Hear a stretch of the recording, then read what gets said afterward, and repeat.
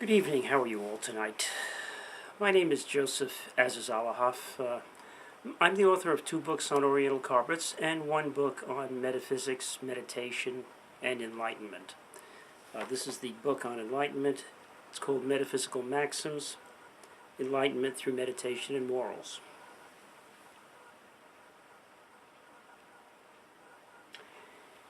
I've always had a lifelong quest for truth, to seek Spirit, Holy Spirit, life, reality, if you will, to be able to imbibe in the present moment, in the now, to be able to reach higher levels of peace and consciousness, greater awareness of myself. This began very early in my life. Even in high school, I went to a yoga center there and was meditating and doing yoga.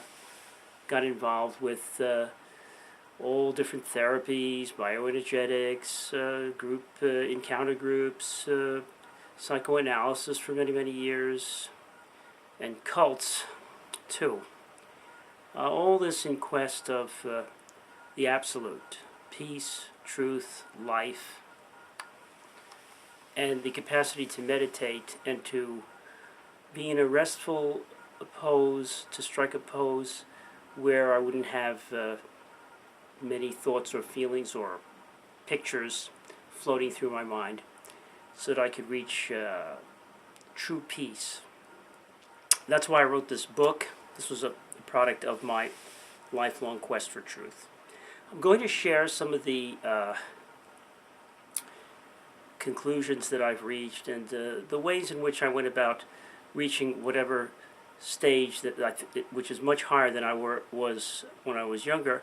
I want to just share some of my insights as to how I was able to raise my consciousness to the degree I have been able to do so.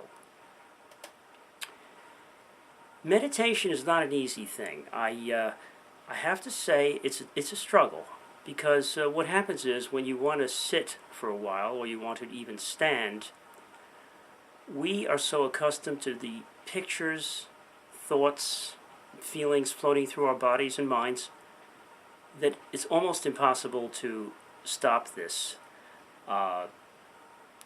If you sit, it's the best thing. Sit, close your eyes, wonderful.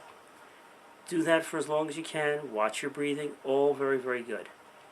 And if you have been blessed with having good parentage and having been opened to life more, and not having too many defense mechanisms or what they call buffers, you can actually, through persistence for several years, actually break through and reach higher levels of consciousness through sitting alone. I think many people are capable of doing that. But for most people, unfortunately, the people that I have tried to help to meditate over the years, they stop after a while. They can't continue. They try, and I encourage them to continue to try. Sit, close your eyes, watch your breathing, keep your back erect, and just let your thoughts and feelings go by and create a little distance between your thoughts and feelings. Little by little, you can get into a pose where you're able to just feel your breathing, and you get into a deeper and deeper levels of rest. Unfortunately, in my experience with the people that I've tried to do this with, they stop after a while. They may struggle for a month or 2 months, particularly people that are a little bit older. They may struggle for a few months, and then very often they give up. So, why is this? Why does this happen? Well, the reason is because we have defense mechanisms or buffers. There are psychological parts of the mind which keep us unconscious and prevent us from breaking through to the absolute. This is why you find, incidentally, in cults in which I've been involved, they try to rapidly break down your defense mechanism in a very, very dangerous and risky way.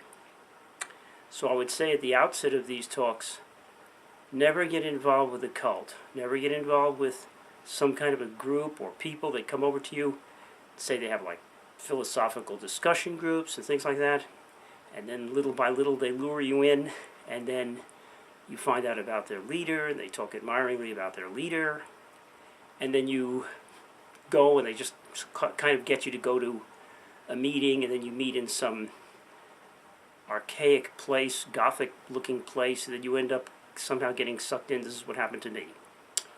And I was just, I had my mind blown. I mean, I'm lucky I'm still here. Because the problem with the cult is they break the defenses down too fast. And the problem in my experience with psychotherapy is it would take about 3 lifetimes or 4 or more to break down your defenses enough to break through to the absolute.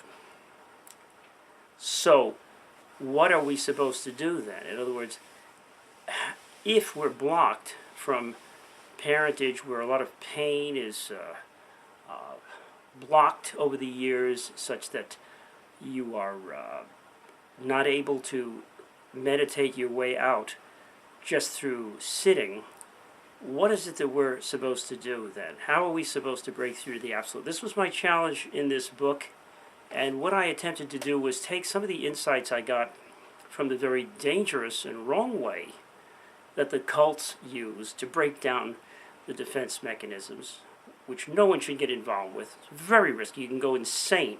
In fact, I almost did.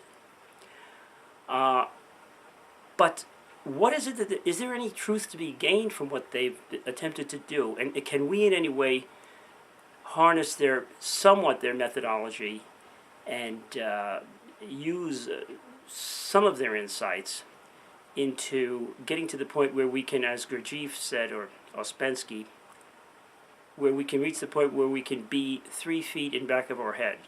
In other words, put it this way, become more conscious of ourselves as we talk, as we walk, as we do any activity. And we become more aware of the causes of things in the world so that we don't react so much with emotion, that we become aware of our bodies more and become aware of when we do feel angry or sad and so forth, so that we can separate from that.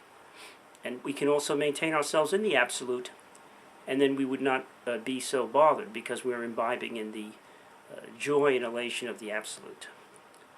I think we can stop here because these talks have to be rather short, but I hope in a future talk to go into my methodology for breaking down the armor or breaking down the resistances, blockages to breaking through to the absolute through meditation. For those of us who are unfortunate enough to or feel that they can't make progress simply through sitting, or that they give up, for those perhaps who have given up on their attempts to sit and to get there by that means. So I'm going to give a few talks following this in the next few days, and hopefully I will share some of the insights that I learned the hard way through, really a cult, one particular cult that was a very destructive and dangerous cult that I survived, and I want to share what I not only what I went through, but what I have inferred from that methodology as to what maybe would be somewhere perhaps in between psychotherapy, which actually is too weak when it comes to shaking us up a little bit, opening us up, making the unconscious a little more conscious, and the cult, which actually is too drastic and extremely dangerous and you should never get involved with. So I'm going to try to see if I can give you my view as to possible methodologies to strike a mean and find ways and means for us to shake ourselves up a little bit without danger of really injuring our souls. You know, we don't want to get to a point where we engage in too much kinds of experiences that may have bad results for our souls. So it's a very delicate kind of a balance, but I do have a few thoughts and ideas which I discuss in my book as to shake ourselves up a little bit to make our meditations a little more fruitful. Thanks for watching.